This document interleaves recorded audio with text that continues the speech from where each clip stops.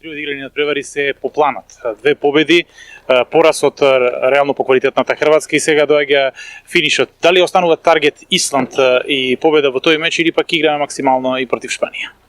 Па да, тоа што го имавме зацртано на почетокот, првите два надпревари да ги добиеме со Исланд, со Бахрейн и Јапонија ги добивме.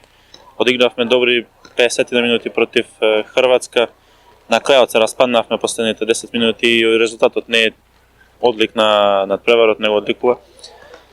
За овие престојните два надпревари имаме денес и утре да се спремиме. Шпанија знаеме која и што е европски шампион, играчи од врвот на ракометот. Ќе пробаме да одиграме што е можно подобро и како би се спремиле најдобро за тој надпревар против Исланд, бидејќи со самото тоа со самиот тој надпревар против Исланд одлучува за пролаз за втор круг и доколку се добија тоа ќе биде исто како да сме го постигнале максимум. Има многу полемика околу играта 7-6.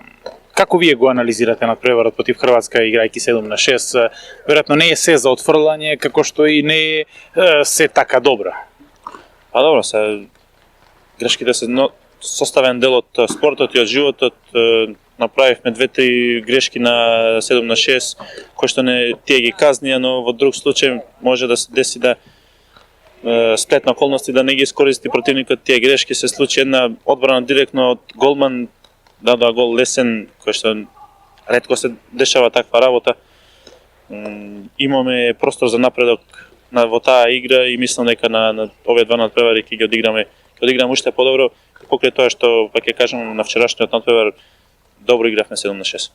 Благодарам и многу успех против Шпанија и Исланд.